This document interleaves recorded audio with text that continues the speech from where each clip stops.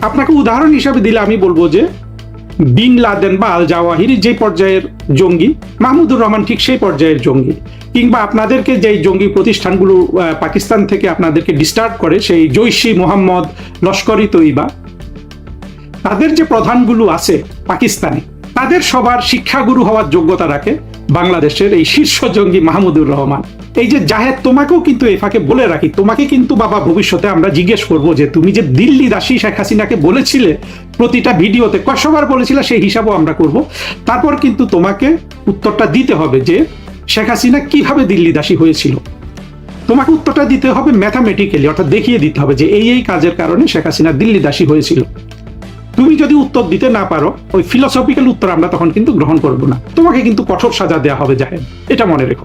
American হিউমারিস্ট কাস্কি স্টিনেট 1960 সালে প্রকাশিত তার আউট অফ দ্য রেড বইতে লিখেছিলেন, একজন কূটনীতিবিদ হলো সেই ব্যক্তি যে তোমাকে জাহান্নামে যেতে বলছে, কিন্তু এমনভাবে পথের বর্ণনা দিচ্ছে যে তুমি ভ্রমণ করার জন্য মনে মনে প্রস্তুত হয়ে যাচ্ছ। মিস্টার দীনেশ ত্রিবেদী, আপনি বাংলাদেশে ভারতের হাই কমিশনার হিসাবে দায়িত্ব গ্রহণ করতে এসে যে আবহাওয়াটা তৈরি করেছেন, মনে হলো কাস্কি স্টিনেটের এই কথার সাথে হুবহু মিলে গেল। এখানে আপনি নিজেই বলেছেন, অর্থাৎ আপনি বক্তা এবং আপনি আবার সেই ব্যক্তি যাকে বলা হয়েছে, এইভাবে আমি দেখছি। কূটনীতিবিদের এই সংজ্ঞাটা সারা বিশ্বে কূটনীতিবিদরা ব্যবহার করে একটা হিউমার হিসাবে। আমরা দেখলাম মিস্টার ত্রিবেদী, আপনি আপনার যে ব্যাকগ্রাউন্ড সেটা এটা সাপোর্টও করে, আপনি অতি উচ্চমানের একজন কূটনীতিবিদের আবহ তৈরি করেছেন বাংলাদেশে এসে। কিন্তু আপনি একটা জাহান্নামে কিন্তু পা রেখেছেন। এই জাহান্নামটা হলো তৈরি হয়েছে বাংলাদেশে 2024 সালের 5 আগস্ট প্রধানমন্ত্রী শেখ হাসিনা সরকারকে ক্ষমতাচ্যুত করে বাংলাদেশের স্বাধীনতা বিরোধী মৌলবাদী গোষ্ঠী বাংলাদেশটাকে দখল করেছে এবং পরবর্তীতে এই বাংলাদেশকে আমরা যারা বাংলাদেশের মুক্তিযুদ্ধের পক্ষের শক্তি, স্বাধীনতা বিরোধী শক্তিদের বিরোধী, তাদের জন্য কিন্তু গত 2024 সালের 5 আগস্ট থেকে বাংলাদেশটা জাহান্নাম হয়ে গেছে। একই ধরনের অভিযোগ আমাদের বিপক্ষেও কিন্তু বাংলাদেশের স্বাধীনতা বিরোধীরা করে। সেই বিষয়ে আপনাকে আজকে কিছু বলছি না, কিন্তু কথা হলো যে আমরা কখনো স্বাধীনতা বিরোধীদের বাংলাদেশ থেকে সমূলে বের করে দেওয়ার চিন্তা কখনো করিনি বা মেরে ফেলার চিন্তা করিনি। কিন্তু 2024-এর 5 আগস্ট যে জঙ্গি উত্থান হয়েছে, তার যারা মূল কারিগর, তাদের চিন্তায় কিন্তু এটা ছিল যে বাংলাদেশের মুক্তিযুদ্ধের পক্ষের শক্তিকে তারা পরিপূর্ণভাবে হয় ধ্বংস করবে, নয় বিতাড়িত করবে। এর চিহ্ন কিন্তু আর থাকবে না, এবং এরা এখনো কিন্তু বাংলাদেশে বলে বেড়াচ্ছে যে বাংলাদেশে আওয়ামী লীগ আর ফিরবে না, এদের চিহ্ন আর নাই। মিস্টার ত্রিবেদী, এই গল্পটা কেন করতে হচ্ছে জানেন? আমরা যে আজকে বাংলাদেশের মুক্তিযুদ্ধের পক্ষের মানুষরা বোধ করছি যে বাংলাদেশটা একটা জাহান্নাম হয়ে গেছে, এটার সাথে আপনারা কিন্তু ডাইরেক্টলি যুক্ত। বাংলাদেশের স্বাধীনতা বিরোধী জঙ্গি মৌলবাদী শক্তি এবং তাদের সাইবার সন্ত্রাসীরা বাংলাদেশের মানুষকে তাদের পেছনে কাতারবন্দি করেছে 3টি অভিযোগ করে। এক হলো প্রধানমন্ত্রী শেখ হাসিনা সরকার গুম খুন করেছে, দ্বিতীয় হলো প্রধানমন্ত্রী শেখ হাসিনা সরকার দুর্নীতি করেছে, তৃতীয় হলো প্রধানমন্ত্রী শেখ হাসিনা সরকার ভারতের কাছে বাংলাদেশকে বিক্রি করে দিয়েছে।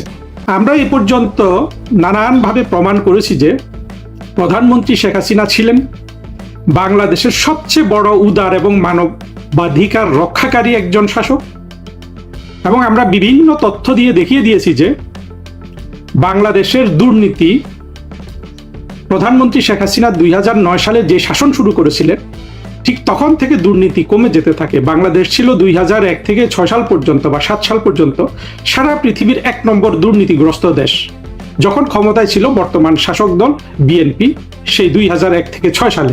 পরবর্তীতে আমরা যদি ট্রান্সপারেন্সি ইন্টারন্যাশনালের তথ্যগুলো দেখি, আর বাংলাদেশ কখনোই কিন্তু পৃথিবীতে 1 নম্বর দুর্নীতিগ্রস্ত দেশ ছিল না, এবং কখনো কখনো বিশেষ করে 2009 থেকে 24 সাল পর্যন্ত এটা অনেক উন্নতি হয়েছিল, এমনকি মধ্য ইউরোপের দেশগুলোর কাতারেও গিয়ে পৌঁছেছিল দুর্নীতির সূচকে। যেটা আবার ইউনূসের ডাকাততন্ত্র শুরু হওয়ার পরে আবার অনেকটা নেমে গেছে, আবার আগের দিকে ধাবিত হচ্ছে। ভবিষ্যতে কি হবে আমরা জানি না। এই হলো দুর্নীতির বিষয়, অর্থাৎ প্রধানমন্ত্রী শেখ হাসিনার সময়ে সকল দেশীয় এবং আন্তর্জাতিক দুর্নীতির তথ্যগুলো বলে যে সবচেয়ে বেশি কম দুর্নীতি হয়েছে বাংলাদেশের ইতিহাসে প্রধানমন্ত্রী শেখ হাসিনার সেই 2009 থেকে 24 সালে। এগুলো একটা, এটা তো আপনার এই তথ্যগুলো তো পাবলিক ডোমেইনে আছে, আমার কাছ থেকে শোনার প্রয়োজন নাই, আমি শুধু সচেতনতা তৈরি করার জন্য কাহিনীটা বললাম।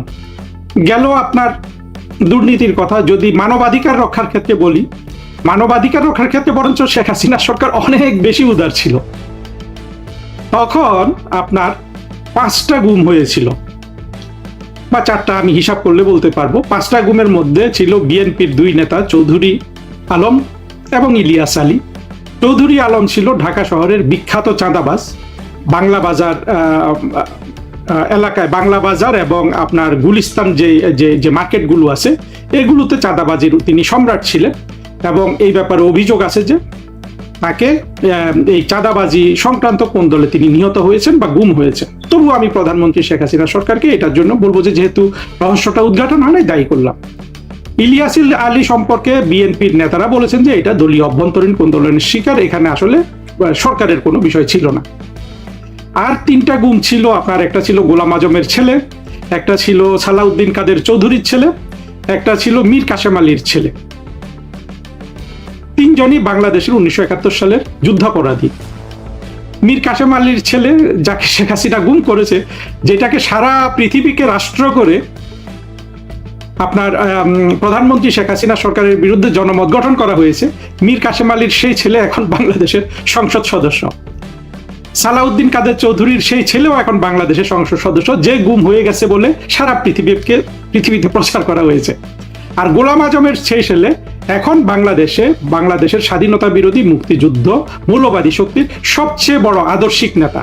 সে সংসদ সদস্য হয় নাই, কারণ সে এত বড় নেতা গোলাম আজমের ছেলে, যে মনে করে যে সংসদ সদস্য হওয়া তো তার কাছে কোনো বিষয় না, সে অনেক বড় জিনিস কমান্ড করে।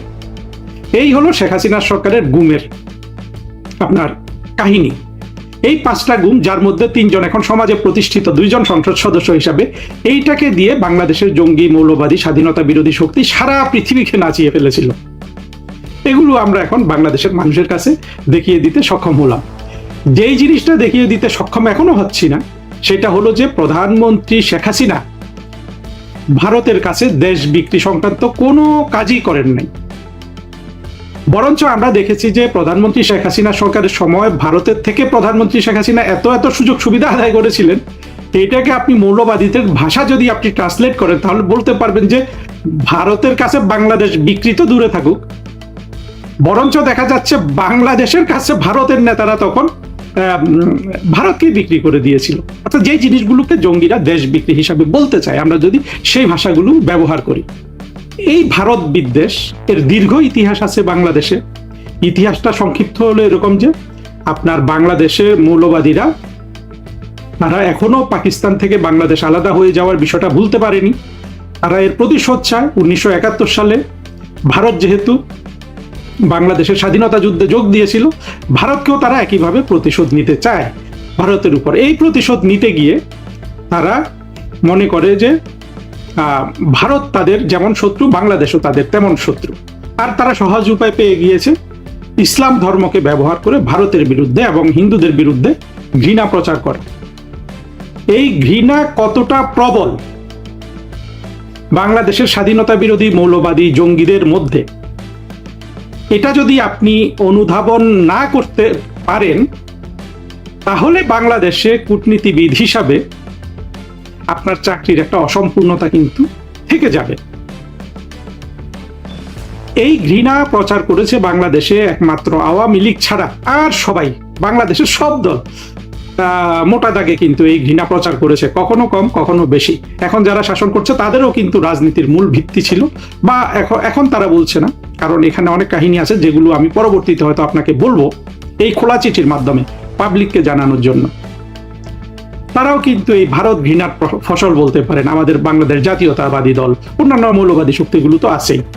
মোট কথা, আপনি একটি সর্বগ্রাসী ভারত ঘৃণার রাষ্ট্রে আপনি কূটনৈতিক দায়িত্ব পালন করতে আসলেন। আর আমি বলবো যে আপনি এসে যে কথাগুলো বলেছেন অত্যন্ত সুন্দরভাবে এবং অত্যন্ত একজন প্রাজ্ঞ কূটনীতিবিদ হিসাবে, সেটাতে আপনি অনেকটা পানি ঢেলেছেন। কিন্তু আপনি যদি ভাবেন যে আপনি জঙ্গিদের উপর এই পানি কাজ করবে, সেটা হবে না।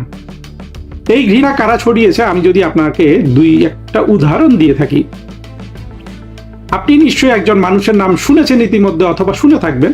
বাংলাদেশে যারা ভারতকে এবং হিন্দুদের ঘৃণা করে, এদের যদি আপনি তালিকা করেন, সেই তালিকায় 1 নম্বর নামটা যাবে মাহমুদুর রহমানের, যেই ব্যক্তি এখন আমার দেশ নামক একটি প্রভাবশালী পত্রিকার সম্পাদক ঢাকা শহরে। এবং এই মাহমুদুর রহমান কোন পর্যায়ের জঙ্গি, এইটাও আপনাকে একটু স্টাডি করতে হবে।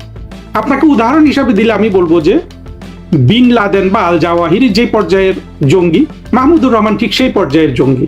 কিংবা আপনাদেরকে যে জঙ্গি প্রতিষ্ঠানগুলো পাকিস্তান থেকে আপনাদেরকে ডিস্টার্ব করে, সেই জৈশি মোহাম্মদ, লস্করি তৈবা, তাদের যে প্রধানগুলো আছে পাকিস্তানে, তাদের সবার শিক্ষাগুরু হওয়ার যোগ্যতা রাখে বাংলাদেশের এই শীর্ষ জঙ্গি মাহমুদুর রহমান। মাহমুদুর রহমান সম্পর্কে একটা ছোট গল্প আপনাকে বলি।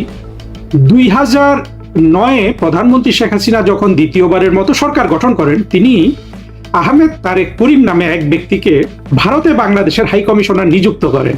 আহমেদ তারেক করিম কোনো একটা স্বাধীনতা দিবসে, অর্থাৎ বাংলাদেশের স্বাধীনতা দিবস উপলক্ষে একটা পুস্তিকা বের করেন। এই পুস্তিকায় তিনি তার যে বক্তব্যটা দিয়েছিলেন বা মুখবন্ধ দিয়েছিলেন, তার নিচে লিখেছিলেন জয় বাংলা জয় হিন্দ। এই কথাটাকে জয় বাংলা জয় হিন্দ পুঁজি করে, পুস্তিকার একটা কথাকে পুঁজি করে, মাহমুদুর রহমান তখন দৈনিক আমার দেশ, তার তখন আমার দেশ, এই একই পত্রিকায় কলাম লিখে হইচই ফেলে দিয়েছিল বাংলাদেশে। এবং বাংলাদেশের সব মানুষকে, অর্থাৎ বাংলাদেশের স্বাধীনতা বিরোধী, মৌলবাদী সকলকে তো বটেই, এমনকি বাংলাদেশের মুক্তিযুদ্ধের পক্ষেরও নিরীহ মানুষকে এই মাহমুদুর রহমান তার এই কলামের মাধ্যমে, এবং এই কলামটা নিয়ে আবার তখন যারা বাংলাদেশের আপনার স্বাধীনতা বিরোধী মৌলবাদী প্রপাগান্ডিস্ট আছে, তারা এটাকে নিয়ে প্রচুর আলোচনা করে এর মাধ্যমে যে প্রভাব সৃষ্টি হয়েছিল, এমনকি আমাদের মুক্তিযুদ্ধের পক্ষের মানুষও কনভিন্সড হয়েছিল যে হ্যাঁ, বাংলাদেশকে যে শেখ হাসিনা ভারতের হাতে তুলে দিয়েছেন এইটাই প্রমাণ। কারণ সে তো বাংলাদেশের রাষ্ট্রদূত, সে শুধু জয় বাংলা বলতে পারে। জয় বাংলাকেও তারা আবার মনে করে যে এটা হিন্দুদের স্লোগান। সে জয় বাংলা বলতে পারে, জয় হিন্দ কেন বলবে? মিস্টার ত্রিবেদী, সারা পৃথিবীতে সকল রাষ্ট্রদূত এই স্লোগানটাই কিন্তু ব্যবহার করে যেই দেশে তারা দায়িত্ব পালন করে। আমাদের আসলে ব্যক্তিগত উদাহরণে যে কোনো দেশে মনে করেন আমি একজন কূটনীতিবিদ, বর্তমানে আমি সাময়িকভাবে ছুটিতে আছি বলতে পারেন। যখন আমাদের মুক্তিযুদ্ধের পক্ষের শক্তি আবার পুনরায় ক্ষমতায় আসবে, আমি আবার স্বপদে ফিরে যাব। আমি তো অ্যাক্রস দ্য ওয়ার্ল্ড দেখেছি প্রতিটা রাষ্ট্রদূত তাদের স্বাধীনতা দিবসে যে বক্তব্যটা দেয় সেখানে ওইটাই বলে। যে জাপানের রাষ্ট্রদূত মেক্সিকোতে বলে জয় জাপান, জয় মেক্সিকো। যুক্তরাষ্ট্রের রাষ্ট্রদূত ভারতে বলে জয় আমেরিকা, জয় ইন্ডিয়া। এটা একটা কমন প্র্যাকটিস। আপনি যে সম্প্রীতির কথা বলেছেন দুই দেশের মধ্যে, সেই সম্প্রীতি সৃষ্টির একটা আপনার প্রকাশ জয় বাংলা জয় হিন্দ। চিন্তা করুন, এই জিনিসটাকে, এই তিলটাকে তাল করে মাহমুদুর রহমান নামক এই শীর্ষ জঙ্গি বিশাল হইচই ফেলে দিয়েছিল সেই 2010 বা 11 সালে। আমার এখনো সুস্পষ্টভাবে মনে আছে। বাংলাদেশের সাধারণ মানুষকে, বাংলাদেশের স্বাধীনতা বিরোধী মৌলবাদী শক্তি ঠিক এইভাবে মগজ ধোলাই করে করে এই নিরীহ জিনিসগুলোকে আপনার এমন ভাবে মানুষের মগজে প্রবেশ করিয়েছে ভারত সংক্রান্ত বিষয়গুলোতে। এতে বাংলাদেশের আজকে বেশিরভাগ মানুষ মনে করে যে প্রধানমন্ত্রী শেখ হাসিনা বা আওয়ামী লীগের সরকার ভারতের কাছে বাংলাদেশকে বিক্রি করে দিয়েছিল। তারা ঠিক এই কথাটাই বলে। আপনার প্রধানমন্ত্রী বর্তমানে তারেক রহমানের একজন উপদেষ্টা আছে জাহিদুর রহমান। এই জাহিদুর রহমান 2024-এর জঙ্গি উত্থানের আগে প্রতিটি ভিডিওতে প্রধানমন্ত্রী শেখ হাসিনাকে বলতো দিল্লি দাসী। চিন্তা করেন, প্রধানমন্ত্রী শেখ হাসিনা ক্ষমতায়, প্রতিটা ভিডিওতে জাহেদ বলছে যে শেখ হাসিনা দিল্লি দাসী। জাহেদের বিরুদ্ধে কোনো কার্যক্রম কিন্তু শেখ হাসিনার সরকার গ্রহণ করেনি, তাকে তার বাক স্বাধীনতা প্রয়োগ করতে দিয়েছে। অথচ জঙ্গিরা বলে যে বাংলাদেশে শেখ হাসিনা সরকার কোনো বাক স্বাধীনতা রাখে নাই। সেই বক্তব্য অবশ্য একটু অবান্তর এখানে। এই যে জাহেদ, তোমাকেও কিন্তু এই ফাঁকে বলে রাখি, তোমাকে কিন্তু বাবা ভবিষ্যতে আমরা জিজ্ঞেস করব যে তুমি যে দিল্লি দাসী শেখ হাসিনাকে বলেছিলে প্রতিটা ভিডিওতে, কয়শবার বলেছিলে সেই হিসাবও আমরা করব। তারপর কিন্তু তোমাকে উত্তরটা দিতে হবে যে শেখ হাসিনা কিভাবে দিল্লি দাসী হয়েছিল। তোমাকে উত্তরটা দিতে হবে ম্যাথামেটিক্যালি, অর্থাৎ দেখিয়ে দিতে হবে যে এই কাজের কারণে শেখ হাসিনা দিল্লি দাসী হয়েছিল। তুমি যদি উত্তর দিতে না পারো, ওই ফিলোসফিক্যাল উত্তর আমরা তখন কিন্তু গ্রহণ করব না, তোমাকে কিন্তু কঠোর সাজা দেওয়া হবে জাহেদ, এটা মনে রেখো। ফিরে আসি আবার ত্রিবেদী সাহেবের কাছে। একজন প্রধানমন্ত্রী বাংলাদেশের, যিনি বাংলাদেশের স্বার্থে ভারতের সাথে একটা সুসম্পর্ক রক্ষা করতে গিয়ে মৌলবাদীদের হাতে এই যে আপনার এত বড় অপমানিত হয়েছিলেন দিনে দিনে, সেই তথ্যটা কি আপনাদের কাছে ছিল যে শেখ হাসিনাকে প্রতিদিন দিল্লি দাসী ইত্যাদিতে আরো অনেক খারাপ, মানে কোনোটাই শোভন নয়, কিন্তু এর চেয়ে অনেক অশোভন কথা আছে আর কি। আপনারা, আমার মনে হয় না দিল্লিতে বা ভারতীয় কর্তৃপক্ষ এই বিষয়ে আপনারা সচেতন বা এটা জানতেন বা এটা নিয়ে চিন্তা করেছেন, আমার মনে হয় না। যদি আপনারা এটা নিয়ে সচেতনতা আপনাদের মধ্যে তৈরি হতো, তাহলে কিন্তু শেখ হাসিনা সরকারের প্রতি আপনাদের দৃষ্টিভঙ্গিও বদলাতো। অর্থাৎ আপনারা ওই কষ্টটা ওনার বুঝতে পারতেন যে বাংলাদেশে কোন বৈরী পরিবেশে শেখ হাসিনাকে ভারতের সাথে সুসম্পর্ক রক্ষা করতে হচ্ছিল। আপনারা যদি এটা বুঝতেন, তাহলে হয়তো আমাদের জন্য একটু সুবিধা হতো আপনাদের সাথে দ্বিপাক্ষিক সম্পর্ক আমাদের মুক্তিযুদ্ধের চেতনার ভিত্তিতে এগিয়ে নিয়ে যেতে। দেখুন, আজকে যে আপনি যে জিনিসটা বললেন, ভারতের 140 কোটি এবং বাংলাদেশের 20 কোটি, 160 কোটি মানুষের কল্যাণে কাজ করবেন, ঠিক এই কথাটা যদি আপনি আওয়ামী লীগ সরকারের আমলে এসে বলতেন, অর্থাৎ আপনি যদি আওয়ামী লীগ সরকারের আমলে ভারতের হাই কমিশনার হতেন, প্রথমত মাহমুদুর রহমানের, শুধু একক মাহমুদুর রহমানের ক্ষমতা, যেই ক্ষমতা আছে জঙ্গিদের নিয়ন্ত্রণ করার ক্ষেত্রে, মাহমুদুর রহমান কিন্তু বাংলাদেশে রায়ট সৃষ্টি করত। মাহমুদুর রহমান শুধু বাংলাদেশের শীর্ষ জঙ্গি না। আমি আজকে মাহমুদুর রহমানের কথা কেন বলছি, কারণ বাংলাদেশে ভারত ঘৃণা, হিন্দু ঘৃণা সৃষ্টির ক্ষেত্রে যে শত শত ইন্টেলেকচুয়াল ক্যাপেবল মানুষের অবদান আছে, তার মধ্যে সবচেয়ে বড় জঙ্গি এবং বড় কন্ট্রিবিউটর হলো এই মাহমুদুর রহমান। এবং সে বড় একজন মিথ্যাবাদী গুজব রটনাকারীও। একবার সে কাবা শরীফের একটা ছবি দেখিয়ে সেটাকে ফটোশপ করে এই তার আমার দেশ পত্রিকা ছাপিয়েছিল, বলেছিল যে তখন বাংলাদেশে মাওলানা সাইদির, যুদ্ধাপরাধী সাইদির বিচার হচ্ছিল যুদ্ধাপরাধী হিসাবে। তখন সে ওই খবর ছাপিয়ে সারা বাংলাদেশে হইচই ফেলে দিয়েছিল যে কাবা শরীফ তথা পুরো সৌদি আরব সাইদির পক্ষে মানববন্ধন করছে। এমন গুজব রটনাকারী কিন্তু এই মাহমুদুর রহমান।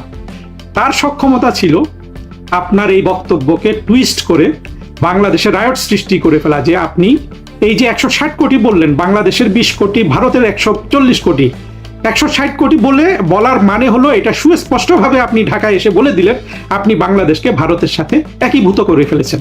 মাহমুদুর রহমান, আপনি নিশ্চিত থাকতে পারেন, আপনি যারা মাহমুদুর রহমানকে চেনে তারা সবাই নিশ্চিত, আজকে যদি শেখ হাসিনা সরকারের আমলে আপনি ত্রিবেদী সাহেব এই কথাটা বলতেন, মাহমুদুর রহমান শুধু এই কথাটাকে টুইস্ট করে কিন্তু বাংলাদেশে হিন্দু মুসলমান রায়ট কিংবা মৌলবাদীদের রায়ট তৈরি করে ফেলতে পারত। এত সক্ষমতা, এত প্রভাব সে রাখে। এটা আরো করতে পারত, কারণ হলো আপনার ব্যাকগ্রাউন্ড মিস্টার ত্রিবেদী। আপনি কিন্তু বাংলাদেশে এই পর্যন্ত যত হাই কমিশনার এসেছে তাদের মধ্যে সবচেয়ে অভিজ্ঞ, সবচেয়ে বড় পদের অধিকারী, এবং আপনার ক্যারিয়ার কিংবা আপনার ব্যাকগ্রাউন্ড সবচেয়ে রিচ। আমি যতদূর দেখলাম যে বোধহয় একমাত্র বাংলাদেশে ভারতের প্রথম হাই কমিশনার, তিনি একজন ICS অফিসার ছিলেন। আপনি এবং তার মধ্যে যতজন এসেছেন সবাই কিন্তু ইন্ডিয়ান ডিপ্লোম্যাটিক সার্ভিসের অফিসার ছিলেন বাকিরা, এবং অনেকে অনেক সিনিয়র পজিশনে এবং পরবর্তীতে ভারতের ফরেন সেক্রেটারি হয়েছিলেন। কিন্তু আপনি কিন্তু তাদের থেকে অনেক আলাদা। আপনি রাজনীতিবিদ হিসাবে আপনার বিশাল অভিজ্ঞতা, আপনি কংগ্রেস করেছেন, আপনি তৃণমূল কংগ্রেস করেছেন, আপনি বিজেপি করেছেন, আপনি ভারতের বিভিন্ন প্রতিমন্ত্রী ছিলেন, আপনি সেই দেশের সবচেয়ে ইম্পর্ট্যান্ট রেল মন্ত্রণালয়ের মন্ত্রী ছিলেন, আপনি ভারতের রাজ্যসভার সদস্য ছিলেন, যেটা আপনাদের লোকসভা, তার সদস্য ছিলেন। আপনার শিক্ষা দীক্ষা সব মিলে আপনি যে একটা উঁচু ব্যাকগ্রাউন্ড নিয়ে আসলেন, এটাকে এই মাহমুদুর রহমানের শক্তি ছিল এই কথা বললে বাংলাদেশে আগুন লাগিয়ে দেয়া যে ভারত এবার ভাইসরয় পাঠিয়েছে বাংলাদেশে। কারণ আগে তো কেউ এত উঁচু পর্যায় থেকে কেউ বাংলাদেশে হাই কমিশনার হতে আসেনি। শেখ হাসিনা সরকার যদি ক্ষমতায় থাকতো তাহলে কিন্তু আজকে কিন্তু আগুন লেগে যেত। আপনি যেই ব্যাকগ্রাউন্ড নিয়ে এসেছেন এবং এসে যেই কথা বলেছেন, এই দুটো কথা যদি আপনি আওয়ামী লীগ সরকারের সময় এসে বলতেন ঢাকা শহরে বা বাংলাদেশের মাটিতে পা দিয়ে, এতক্ষণে কিন্তু রায়ট হয়ে যেত। কিন্তু আপনি, আপনার সৌভাগ্য যে আপনি এসেছেন বিএনপি সরকারের আমলে। বিএনপি এবং বাংলাদেশের জঙ্গি স্বাধীনতা বিরোধী মৌলবাদীরা যেহেতু তারা একটা কোয়ালিশন, এখন তারা এই ব্যাপারে কিন্তু কোনো উচ্চবাচ্য করতে পারছে না। কিন্তু পারছে না বলে আপনার এটা মনে করার কোনো কারণ নাই যে আপনি আসার ফলে বাংলাদেশে যেই আপনার টক্সিক ভারত ঘৃণা, হিন্দু ঘৃণা সৃষ্টি করেছে, বাংলাদেশের 2024-এর জঙ্গি কোয়ালিশন বছরের পর বছর, শুধুমাত্র 1971 সালে মুক্তিযুদ্ধে পাকিস্তানের পরাজয়ের প্রতিশোধ নেওয়ার জন্য, সেটার ব্যাপকতা কিন্তু আপনি আপনার যেই উদার, অত্যন্ত সুসভ্য কূটনৈতিক বক্তব্য আপনি বাংলাদেশে এসে রাখলেন, সেটা এক বিন্দু কমিয়েছে, সেটা ভাববেন না। আমি আপনাকে আরো কিছু খোলা চিঠি প্রকাশ করব আপনার বরাবর। আজকে আপনি এসেছেন, আপনাকে স্বাগতম। আপনি আমাদের অতিথি, নিশ্চয়ই এখন আপনার অনেক ব্যস্ততা, কাজে আমার এই খোলা চিঠিটা এখানে শেষ করে দিলাম। আরো কিছু খোলা চিঠি আপনার বরাবর প্রেরণ করব, কারণ আপনি যেই 160 কোটি মানুষের ভাগ্যের পরিবর্তনের কথা বলেছেন, আমি সেটাতে বিশ্বাসী। তার জন্য ভারত বাংলাদেশের কি ধরনের সহযোগিতা দরকার এবং কোন কোন কাঁটাটা উৎপাটন করা দরকার, কি কি করলে এই সাফল্য আসতে পারে, আমি বাংলাদেশি হিসাবে এটাও বলে রাখছি যে এই সাফল্য আমাদের, আপনাদের দেশের চেয়ে অনেক বেশি জরুরি। পাশাপাশি আমি আপনাদের তরফ থেকে কি কি ধরনের ভুল পদক্ষেপ আছে, কোন কোন জায়গায় আপনাদের আরো চিন্তা ভাবনা বাড়ানোর দরকার আছে, সেইগুলো মাঝে মধ্যে কিন্তু তুলে ধরবো। ভারত ও বাংলাদেশের মানুষকে আলাদা ভাবছি না, এই যে ধরেন হেডলাইনটা অনেকে অনেক করে বলছে আলাদা ভাবছেন। কেউ বলছে দেখুন তো হেঁটে চলে এলাম, মনে হচ্ছে না যে আমি বাংলাদেশি না, মানে ওনার মনে হচ্ছে না উনি বাংলাদেশি না, ওনার নিজেকে বাংলাদেশি মনে হচ্ছে। সো উনি আর ভারতীয় না, উনি বাংলাদেশি মনে হচ্ছেন, হেঁটে চলে আসছেন, মানে একই রাস্তা। সবসময় আমি বলি একই আকাশ একই বাতাস, মানে একই আকাশ একই ছাদের তলায় আমরা আছি। সো এটার ডাবল মিনিং আছে। তিনি বাংলাদেশ বা ভারতের মানুষকে আলাদা ভাবছেন না, কিন্তু ম্যাপ অনুযায়ী, সীমান্ত অনুযায়ী, সীমানা অনুযায়ী, আর রাষ্ট্র হিসাবে, জাতিসংঘের মেম্বারশিপ হিসাবে, সব কিছু হিসাবে দুনিয়ার সব জায়গায় বলছে বাংলাদেশ ও ভারত দুটি আলাদা। হ্যাঁ, উনি মানুষকে আলাদা করছেন না, ঠিক আছে, উনি মানুষকে আলাদা করছেন না, কিন্তু বাংলাদেশ এবং ভারত কিন্তু টোটালি আলাদা একটা এন্টিটি। একই বাতাস একই আকাশ উনি বলছেন, অবশ্যই একই আকাশ একই বাতাস, কিন্তু এই একই আকাশ একই বাতাস নিচে দিয়ে মানে কি বলে স্থল রেখা আছে যে এটা আলাদা, ঠিক আছে। আমি কেন বলছি তারপরে আমি বুঝে বলবো। তিনি আপনি বলছেন ভিসার সাথে, তিনি যেটা বলছেন যে ভিসা সম্পর্কিত যে ভিসাটা কবে নাগাদ শুরু হবে, তখন তিনি কি বলেছেন, তিনি কিন্তু সরাসরি উত্তর দেন নাই। কিন্তু পর্যটন ভিসা আবার কবে চালু হবে, সাংবাদিক জিজ্ঞেস করছেন পর্যটন ভিসা, উনি অবশ্য বাংলাদেশ ও ভারতের মধ্যে স্বাভাবিক সম্পর্কের ব্যাপারটা জিজ্ঞেস করেন, জিজ্ঞেস করছেন শুধুমাত্র ভিসা ইস্যুতে, তাও আবার পর্যটন ভিসা, সব ভিসা না, ঠিক আছে, পর্যটন ভিসা। কিন্তু দীনেশ ত্রিবেদীর উত্তরটা খুবই খুবই ডিপ্লোম্যাটিক, খুবই রাজনৈতিক, খুবই চমৎকার ভাবে উনি মানে ভিসা সংক্রান্ত প্রশ্নের উত্তরে উনি অনেক বড় কথা বলে দিয়েছেন। যে আমি একটা কথাই বলতে পারি, আমাদের যা পপুলেশন আছে 140 কোটি, আর আমি 20 কোটি অ্যাড করলে তাহলে 160 কোটি, 60, তাহলে যা হবে একসঙ্গে হবে, আলাদাভাবে আমি ভাবছি, আমার মনে ওইটা ঢুকছেই না। আপনি ওনাদের কত বড় রাজনৈতিক এবং কূটনৈতিক ভাষা, সেটা হলো এখন কিন্তু 140 কোটি ভারতের, 20 কোটি বাংলাদেশের, উনি বাড়ায় বলছেন আমাদের 18 কোটি মানুষ, যাই হোক উনি গাড়ি 160 কোটি, তাহলে 160 কোটি কি আমরা ভারতের একসঙ্গে হবে বলছেন। আলাদাভাবে আমি ভাবছি, আমার মনে হয় না, কিন্তু আলাদাভাবে উনি ভারত বাংলাদেশকে আলাদাভাবে ভাবছেনই না, উনি 140 কোটি প্লাস 60 কোটিকে একই দেশের মানুষ মনে করছেন। কারণ এটা মিনিং ডিফারেন্ট। জিনিসটিকে আমাদেরকে থ্রেট করলেন নাকি তার চেষ্টা দেখালেন? আমি চেষ্টা হিসেবে দেখতে চাই যে উনি সব দুই দেশের মানুষকে একভাবে দেখছেন, একই বাংলা দিচ্ছে, কিন্তু নিন্দুকরা ব্যাখ্যা করতে পারে অন্যভাবে। বা আপনি যদি ওই যে আপনার বাঁকা চোখ অনুষ্ঠান, বাঁকা চোখের মতো যদি আপনি দেখেন, তাহলে আপনি ভাবতেই পারেন যে দীনেশ ত্রিবেদী কিন্তু আমাদের 20 কোটিকে ভারতীয় নাগরিক বলছে। এটা যদি আপনি বলেন, এই ব্যাখ্যা তো জামাত ইসলাম করবে, এই ব্যাখ্যা এনসিপি করবে। সো আগে আগে আমি বলতে জিনিসগুলো আসবে এইভাবে, কিন্তু এই ব্যাখ্যা বিএনপির একটা অংশ করবে। দিনেশ টিভিকে এখন থেকে শত্রু হিসাবে দেখবে।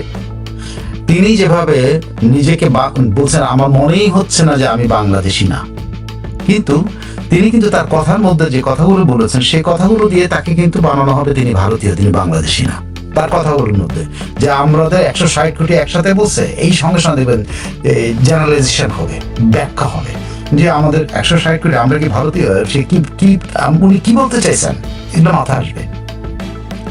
এটা কিন্তু যে কোনো এটার মানে এই না যে জামাতের মাথায় আসবে আর মানে খারাপ জিনিস বা অমুক জিনিস সেও না, কিন্তু এটা কিন্তু জেনারেল মাথার মধ্যে, এটা আমার মাথায় তো আসছে যে উনি যেটা বলছেন এই ব্যাখ্যাতে এরকমও করতে পারে বিরুদ্ধ পক্ষরা, যারা ওনাকে দেখতে পারবে না, যারা ওনার প্রতিটা পদ হাঁটা চলা সবকিছুর মধ্যে দোষ খুঁজবে, তারা কিন্তু এটা বলবে।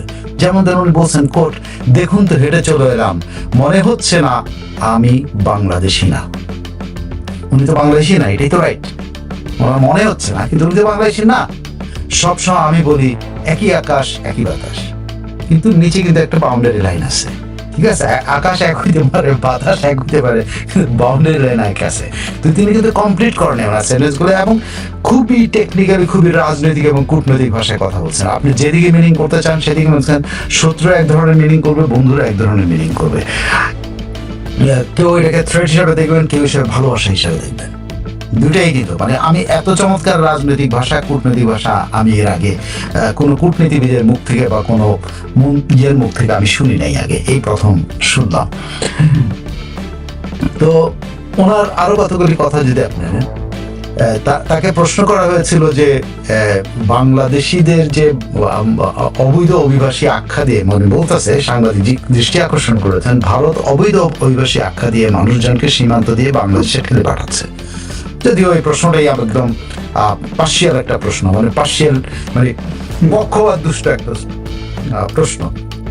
কারণ আপনি প্রত্যেকে জানি যাদেরকে আনা হচ্ছে এরা অবৈধ অভিবাসী আখ্যা দিয়ে না, এরা অবৈধ অভিবাসী বটে। সেটা বাংলাদেশের কিনা সেটা যাচাই করার জন্য আইনি কাজ কারবার আছে, কিন্তু এরা সবাই বলছে আমরা বাংলাদেশ, আমার বাড়ি রংপুরে। যে আজকেও একটা ভিডিও দেখলাম, সে বলছে আমি রংপুরের। হ্যাঁ, একজন বৃদ্ধ হিসাবে বসে আছে, তাকে যা জিজ্ঞেস করছে সে বলছে আমি রংপুরের। তো এটা দেখলাম। তো সেখানে আপনি তাকে জানি এই প্রশ্নটা করা হয়, যদিও পক্ষপাত দুষ্ট প্রশ্ন, এই প্রশ্নটা এইভাবে না বলতে পারতো, আমি হলে প্রশ্নটা এইভাবে করতে, যেটা পক্ষপাত দুষ্ট হতো না। সেটা হলো যে ভারত যে মানুষজনকে সীমান্ত দিয়ে পুশব্যাক করতেছে, এটা কতটা আপনি বৈধ দৃষ্টিতে দেখেন, এটা প্রশ্নটা হতে পারতো। বাট যেভাবে হোক, উনি যে সাংবাদিক করেছেন তার ব্যাপার, তিনি কিভাবে করবেন এটা তার ইস্যুস, কিন্তু আমি হইলে তাকে এইভাবে করতাম। তো উত্তরে তিনি কিন্তু দেখেন আবারও কিন্তু তিনি ওই ব্রডার ইয়াতে চলে গেছেন, রাজনৈতিক ভাষায় চলে গেছেন, কূটনৈতিক ভাষায় চলে গেছেন। উনি কিন্তু, আমি ধারণা করেছিলাম শুধু রাজনৈতিক ভাষায় কথা বলেন, কিন্তু উনি স্ট্রং ডিপ্লোম্যাটিক ল্যাঙ্গুয়েজ ইউজ করছে। যেমন ধরেন কোট, ডেমোক্রেসিতে অনেক ইস্যুস থাকে, আপনার একটা বাংলাদেশের স্ট্রং ডেমোক্রেসি, আমাদের স্ট্রং ডেমোক্রেসি, দুই ডেমোক্রেসি মিলে গেলে একটা ওয়ার্ল্ড পাওয়ার হয়ে যায়, একটা পুরো ইকোনমিক ওয়ার্ল্ড পাওয়ার হয়ে যায়। প্রথমে কিন্তু বলছেন একটা ওয়ার্ল্ড পাওয়ার হয়ে যায়, পরে বলছেন ইকোনমিক। তুমি বুঝতে পারছেন যে এইটা বলার পর আরেকটু অ্যাড করতে হবে, এই জন্য ইকোনমিক ওয়ার্ল্ড পাওয়ার বলছেন। কিন্তু উনি কিন্তু বলছেন দুই ডেমোক্রেসি মিলে গেলে একটি ওয়ার্ল্ড পাওয়ার হয়। খেয়াল করে দেখেন, আপনি এটাকে ভাবতে পারেন দিস ইজ এ থ্রেট, আবার এট দ্য সেম টাইম বলতে পারেন না, ইনি গুড জেস্টারে উনি দুই দেশের হার্ট টু হার্ট মিলানোর জন্য, হৃদয় মিলানোর আহ্বান জানাচ্ছেন। কিন্তু বলেছেন কিন্তু উনি জাস্ট খুবই ডিপ্লোম্যাটিক ইয়াতে, আপনার একটা বাংলাদেশের স্ট্রং ডেমোক্রেসি, আমাদেরও স্ট্রং ডেমোক্রেসি, দুই ডেমোক্রেসি মিলে গেলে একটা ওয়ার্ল্ড পাওয়ার হয়ে যায়। মিলে মানে কি, মনের মিল নাকি দুই দেশের মিল, কোন দিকে মিল? আপনি দুই দিকে ব্যাখ্যা করতে পারবেন।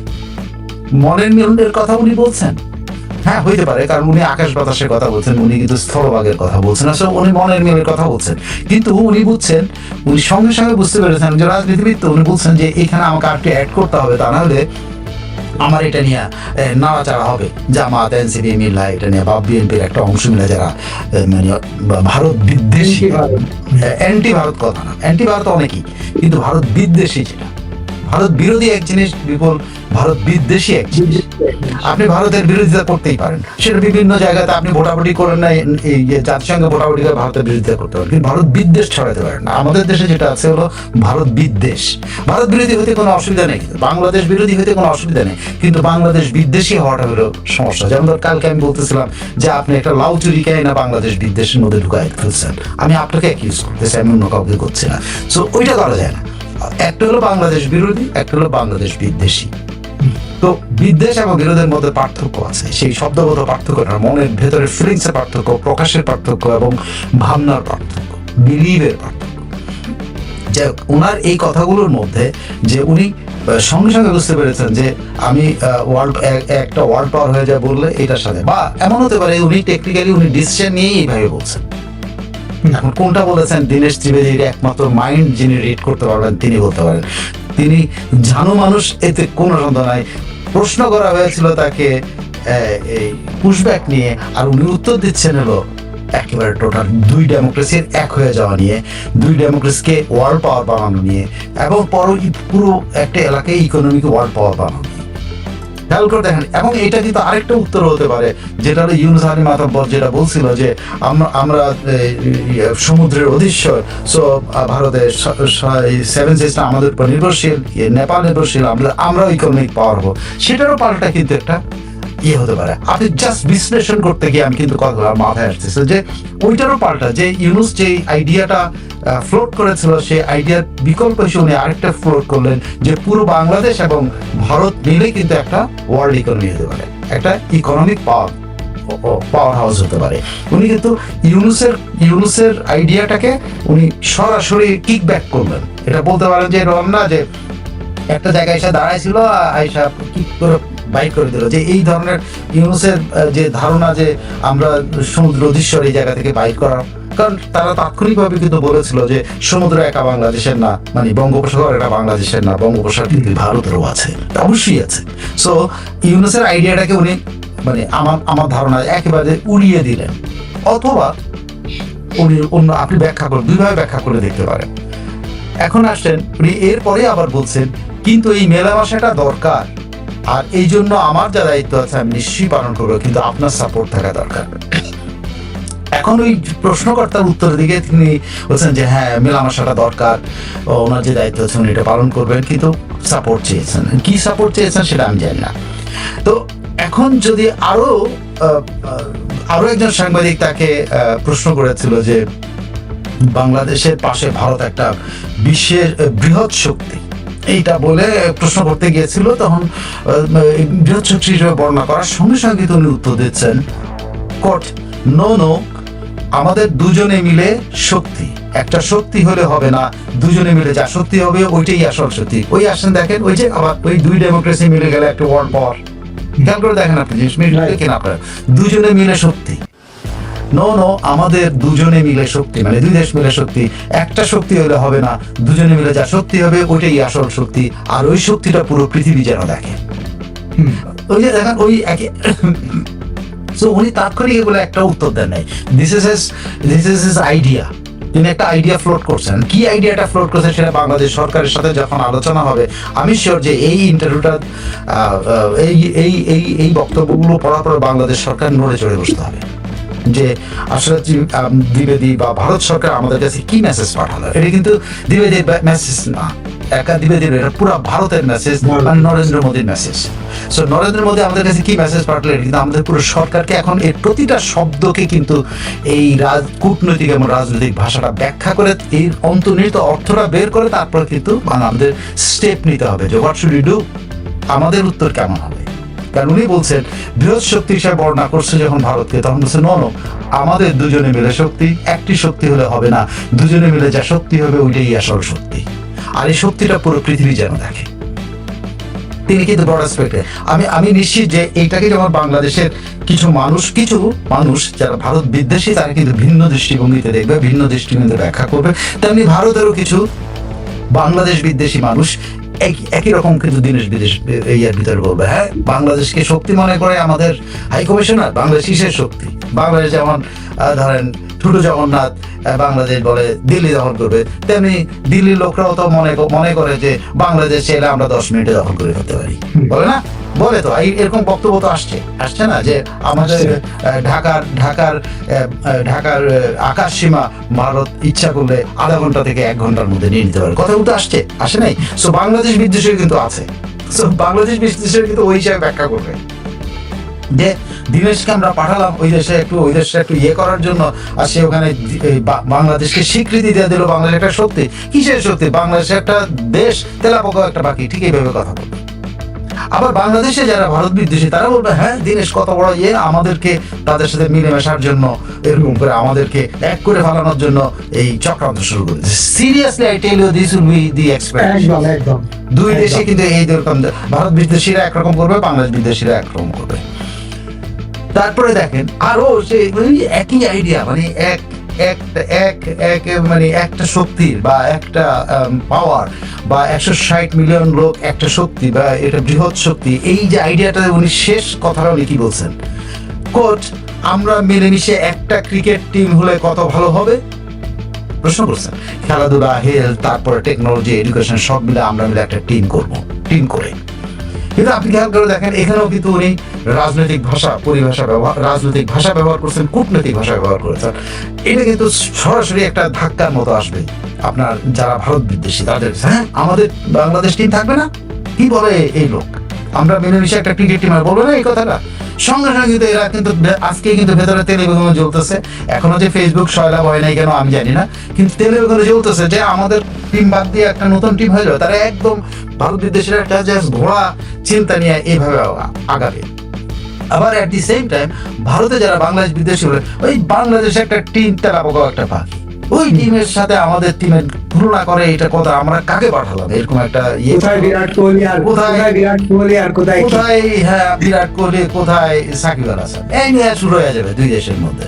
সো দীনেশ কিন্তু আপনি বলতে পারেন দীনেশ ত্রিবেদী বাংলাদেশে এসে বলতে পারেন রাজনৈতিক তোপ দাগিয়েছেন, কূটনৈতিক দুটো তোপ দাগিয়েছেন। একটা রাজনৈতিক তোপ দাগিয়েছেন আর কূটনৈতিক তোপ দাগিয়েছেন। দুইটাই হলো ভারত বিদ্বেষীদের বিরুদ্ধে এবং বাংলাদেশ বিদ্বেষীদের বিরুদ্ধে। তিনি বাংলাদেশ ও ভারতে যারা এই যে সারাক্ষণ খুনসুটিটা ঝগড়া লাগায় রাখার জন্য যারা চেষ্টা চালায় যায় সেই শক্তিটার বিরুদ্ধে বলছেন। আমার হলো এন্ডিং, আমার কাছে কিন্তু পুরোটা মনে হয়েছে দীনেশ ত্রিবেদীর এই বক্তব্যের মধ্যে যেটা আছে সেটা বাংলাদেশ থেকে ভারত বিদ্বেষ শেষ হোক, ভারত থেকে বাংলাদেশ বিদ্বেষ শেষ হোক। Thank you. প্রতিবেশী দুই রাষ্ট্র যেভাবে বন্ধুভাবাপন্ন ছিল, দুই রাষ্ট্রের মানুষ যেভাবে এক অন্যকে খুব ভীষণ ভালোবাসতেন, সেই রকম একটা পরিবেশ তৈরি হোক, এটাই আমার কাছে মনে হয়েছে দীনেশ ত্রিবেদীর বক্তব্য শুনে বা পড়ে। এবং উনি একজন শিল্পী, সেতারবাদক, একজন পাইলট, যেহেতু তিনি এক আকাশ দেখেন, পাইলটরা তো সবসময় সব আকাশে এক আকাশই মনে করেন। এই সব মিলিয়ে ওনার এই বক্তব্য আশার সঞ্চার যেমন করছে, তেমনি আপনি যেটা বলছেন বিদ্বেষ, যারা বিদ্বেষী তাদের মধ্যে এটা আবার না, এটা আশার সঞ্চার, যারা আশাবাদী তাদের তো আশার সঞ্চার করেছে ভাই। আমি তো সবার মধ্যে বলছি বিদ্বেষ, যাদের মধ্যে বিদ্বেষ আছে সে দুই দেশেরই বিদ্বেষের যারা বিদ্বেষী তারা কিন্তু এইটাকে কঠোর সমালোচনা করবে। কারণ আপনি দেখবেন যে কি হবে, কিছু লোক বলবে যে দীনেশ ত্রিবেদী বাংলাদেশ দখল করতে আসছে, হ্যাঁ। আবার ভারতের কিছু লোক বলবে হ্যাঁ দীনেশ ত্রিবেদী আমাদের পুরো বাংলাদেশকে এরকম স্বীকার করতেছে একটা সত্যি, বাংলাদেশ একটা পাখি, তেলাপোকা একটা পাখি, বাংলাদেশ একটা দেশ, তারা এইভাবে দেখবে। সো ইট ইজ তার একটা গেম আছে, তিনি একটা গেম প্ল্যান নিয়ে আসছেন, এটা নিশ্চিত থাকেন যে গেম প্ল্যানটাতে আমার ধারণা উনি চেষ্টা করবেন দুই দেশের সম্পর্কটাকে ভালো করার জন্য। তবে অ্যাট দ্য সেম টাইম যদি আপনি এটা কূটনৈতিক ভাষাগুলোকে যদি এক্সপ্লেইন করেন, আবার রাজনৈতিক ভাষা এক্সপ্লেইন করেন, তাহলে এর মধ্যে কিন্তু আমার এবং আপনার মধ্যেও কিন্তু পরিবর্তনের আশা সে করতেছে। সেটা যদি না হয় তাহলে কিন্তু এই ভাষাগুলো কিন্তু মানে একেবারে বলতে পারেন এটা মধুর ভাষা না, মধুর বান না, এটা আসলেই বিষওয়ালা বান হতে পারে, এটার মধ্যে মধুওয়ালা বান না। কিন্তু আপনি যদি বিহেভ না করতে, আপনি যদি বুঝতে না পারেন, এবং এই যে বিদ্বেষীরা যদি বুঝতে না পারে, এই বিদ্বেষীরা যদি বিদ্বেষ ছড়াইতে থাকে, তাহলে কিন্তু এটা মধুর বান না হয়ে কিন্তু বিষের বান হতে পারে। একেবারেই অনেকে অনেক কমেন্ট করছে, অনেক পজিটিভ সব কমেন্ট আজকে, খুবই চমৎকার। তবে দু একজন লিখছেন ইতিমধ্যে সাইফুল ভাই বাংলাদেশের কিছু ইউটিউব চ্যানেল এবং কিছু টিভি চ্যানেলের টক শো তো ইতিমধ্যে এই আপনি যে বিশ্লেষণটা করলেন এতক্ষণ, যে দুই দিকে দেখা যায়, বিদেশিরা কিভাবে দেখবে আর আশাবাদীরা কিভাবে দেখবে, ওইটাই উনি বলছেন যে বিদেশিরা তো তাৎক্ষণিকভাবে বিদ্বেষ ছড়াতে থাকবে, এটাই স্বাভাবিক। এবং বিদেশ ছড়ানো শুরু করে দিচ্ছে। এইটাকে দুই দেশের সরকার কিভাবে প্রশমিত করতে পারে বুঝানো নো এই এই আচ্ছা, ধরেন আমি এই বিপুল এই কথাটা তো সে ধরেন আপনি যখন আমি যখন ধরেন বাংলাদেশের মানুষ, আমি যখন কোনো ভারতীয় মুখে যখন শুনবো, আমি মানুষ হিসেবে বলছি, কোনো ভারতীয় মানুষ যখন বলবে যে বাংলাদেশ আমরা 1.5 মিনিটে বা আধা ঘন্টা নিয়ে নিতে পারি, তাহলে কিন্তু আমার ইমিডিয়েটলি আমার ভিতরে reaction. At the same time বাঙালিরা যখন ওই বাংলাদেশিরা যখন বলে আমরা দিল্লি দখল করবো, আমরা কলকাতা 7 ঘন্টায় নিয়ে নেবো, 14 ঘন্টা, এইটা কিন্তু তাদের মধ্যে স্পার্ক করে, অবশ্যই স্পার্ক করবে, এটি স্বাভাবিক। কিন্তু সো এই বিদ্বেষপূর্ণ মনোভাব থেকে যদি আসলে দিনেশ যে কথাগুলি বলেছেন, আমার ধারণা উনি এই বিদ্বেষ ভাবাপন্ন মানুষগুলিকে মানে কি বলে ভালো হওয়ার আহ্বান জানিয়েছেন, তাদের বিদ্বেষ প্রসূত মনোভাবগুলো বা বিদ্বেষ মনোভাবটাকে প্রশমিত করার উনি চেষ্টা করছেন, আমার কাছে মনে হয়েছে। কিন্তু পুরোটার মধ্যে কিন্তু আপনি ভালোভাবে ব্যাখ্যা করতে পারবেন, খারাপভাবে দুই করতে পারবে, ভারতও করতে পারবে, ভারতীয় জনগণ করতে পারবে, বাংলাদেশি জনগণ করতে পারবে, কিন্তু কথা হচ্ছে এরা সংখ্যা কিন্তু খুবই অল্প। এবং তিনি এমনভাবে বলছেন যে দেখি এই বক্তব্যের পরে বিদেশিরা কি বলে, যারা আশাবাদী তারাই বা কিভাবে। আমার ধারণা এরকমই আর কি, যেমন একটা বক্তব্য দিয়েছেন, আসলে খুবই ডিপ্লোম্যাটিক কথাবার্তা, রাজনৈতিক কথাবার্তা, চমৎকার বক্তব্য। অনেকে অনেক বক্তব্য লিখছেন, মনোজগতে অনেক ঊর্ধ্বে উঠলে এই ধরনের আশা করতে পারে, যেমনই পেরেছে ইউরোপিয়ান ইউনিয়ন। এই কথা বুঝতে হলে দুই দেশের মানুষের সত্যিকারের মানবিক হতে হবে। মোহাম্মদ আতিকুল্লাহ লিখছেন। আর জেসমিন লিখছেন, রেসপেক্ট জানাই দীনেশ ত্রিবেদীকে, ওনার বক্তব্যগুলো অসাধারণ, এমনই হওয়া উচিত পাশাপাশি রাষ্ট্রের প্রধানদের কথা। তারপরে আরেকজন লিখছেন যে গ্রেট ওয়াল লিখছেন, এটা পরে পড়ি, এটা পরে বক্তব্য, কোথায় বিরাট কোহলি আর কোথায় তামিম ইকবাল। আসলে তামিম ইকবালের সাথে মিলানো হচ্ছে, আমরা সাকিবের সাথে মিলাচ্ছি, সাকিব তো আর বিরাট কোহলিদের সাথে খেলছে গিয়ে। বলা শুরু হয়ে গেছে, এই যে মাজারুল লিখছে নাকি ভাই, বলা শুরু হয়ে গেছে দীনেশ ত্রিবেদী বাংলাদেশ দখল করার কথা বলেছেন, আপনারা অনলাইন টিভি চ্যানেল বিশ্লেষণ শুনুন, আমার সময় নাই এগুলা ওই যে ফালতু বিশ্লেষণ শোনার দেখা, ঠিক আছে। তারপরে আর কেমিস্ট্রি কে বলছেন, ওনার বক্তব্য ক্ষমতাসীনরা বুঝবে বলে মনে হয় না, কারণ সবাই বাংলাদেশ বিরোধী। কেমিস্ট্রি কে আরেকটা কথাই বলছেন, যে উনি চমৎকার বলছেন আর কি, যে কেমিস্ট্রি কে আরেকটা কথা বলছেন, দীনেশ ত্রিবেদীর রাজনৈতিক চর্চা, অভিজ্ঞতা, বোঝার মতো ক্ষমতা বর্তমান ক্ষমতাসীনদের কারণেই, এটা তিনি বলছেন। আর নুরুল ইসলাম একটা প্রশ্ন করেছেন, সাইফুল আমিন ভাই, দীনেশ ত্রিবেদী সড়ক পথে ঢাকায় আসার কারণ কি? এটা তো দুর্দান্ত। আমি তো মনে করি যে এটাকেও যদি আপনি ইয়ে হিসাবে দেখেন, সে প্রথমেই প্রমাণ করলো হি is a different guy, he is not somebody like others, যারা এই পর্যন্ত তারা তিনি বেছেই নিয়েছেন যে তিনি আসার সময় বাংলাদেশের অভিজ্ঞতা নিয়ে তিনি রাজধানী পর্যন্ত আসবেন। তিনি কলকাতা হয়ে বেনাপোল হয়ে উনি যে পুরা যশোর এই পুরা রাস্তা ধরে যিনি আসবেন, এইটা ওনার আমার ধারণা, উনি যেহেতু বাংলা ভাষা জানেন, উনি অনেক গল্প কবিতা শুনেছেন, গান আছে, সেগুলো এইটার মধ্যে দিয়ে সেগুলো দেখতে দেখতে উনি আসছেন। এইটা যে একটা অভিজ্ঞতা যে বাংলাদেশটা কেমন, উনি নিজের চোখে বাংলাদেশের ল্যান্ডস্কেপটা দেখলেন, রাস্তাঘাট দেখলেন, বাংলাদেশের মানুষজন কেমন সেটা দেখলেন। এই যে বেনাপোলে এসে উনি কথাবার্তা বললেন সাধারণ মানুষের সাথে, সেই সাধারণ মানুষগুলো কেমন, আর এখানকার সাংবাদিকরা মানে ওনার লোকাল লেভেলের সাংবাদিকরা কেমন, তারপর রাজধানীতে আবার সাংবাদিকদের ফেস করবে তারা কেমন, মানে উনি কিন্তু একটা টোটাল স্টার্টিংটাই কিন্তু একটা এক্সপেরিয়েন্স গ্যাদারিং এর মধ্যে দিয়ে গেছেন। সো এই পথটাতে এই মানে he is a different person এবং he will see Bangladesh differently, এইটা কিন্তু এর ইঙ্গিত দেয়। Thank you. আমি আরো অনেক ডিটেল বলতে পারবো, বাট এখনই ওইটা না, অন্য কোনো সময় বলবো, কারণ ওনার যাত্রাপথে বিভিন্ন জায়গায় বিভিন্ন কিছু টিপস আছে, সেগুলো নিয়ে আলোচনা করলে একসময় আমরা করতে পারবো। ব্রেক, আমি এটা বলতে চাইছিলাম, আমার ধারণা কি, আপনি তো যেহেতু বলবেন না, আমি বলতে চাইছিলাম আমার ধারণা উনি যাত্রাপথে বিভিন্ন জায়গায় টি স্টলে দাঁড়াইতে পারেন, চাটা খাইতে পারেন, ব্রেক দিতে পারেন, এমন হইতে পারে। আমার ধারণা কি, যেহেতু উনি মানুষকে বোঝার জন্য যাত্রাপথ সড়ক পথে আসছেন, এটা পরিষ্কার বোঝা গেছে, খুবই ক্লিয়ার। আর তারপরে সর্বাণী মুখোপাধ্যায় লিখছেন কেমিস্ট্রিকে যে আমার ব্যক্তিগত কিছু ধারণা আছে। আচ্ছা, কেমিস্ট্রিকে সর্বাণী মুখোপাধ্যায়কে লিখছেন আমার ব্যক্তিগত কিছু ধারণা আছে ওনার সম্বন্ধে, তাতে আমি গর্বিত। আর স্বপ্নধারা ট্যুর বলছেন, প্রশ্ন করছেন আপনাকে 140 কোটি যোগ 20 কোটি যে কথা বলেছেন, সেটা কি ত্রিবেদী মহাশয় সঠিকভাবে বলেছেন?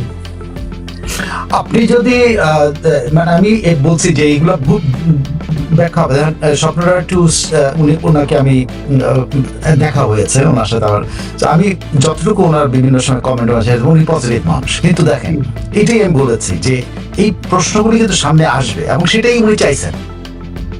আমরা কি আসলেই সে ধারণা, আমরা ইউরোপিয়ান ইউনিয়নের ধারণা, আমাদের একটা মার্কেট ধারণাকে আমরা ধারণা করতে পারি না, আমরা সার কি পারি নাই সে মার্কেট। এখন দিনের সিবেদি যদি এই যে ভাষাটা, এইটাকে যদি আপনি আবারও সার্ক উজ্জীবিত করা, পুনরুজ্জীবিত করার ধারণা হয়, তাহলে কি এটা কি হবে না? এটা কিন্তু পজিটিভলি আপনি দেখতে পারেন। আবার যদি মনে করেন আমি সার্ক মার্ক মানি না, আমি ইউরোপিয়ান ইউনিয়ন ধারণা মানি না, আমি বাংলাদেশের মতো করে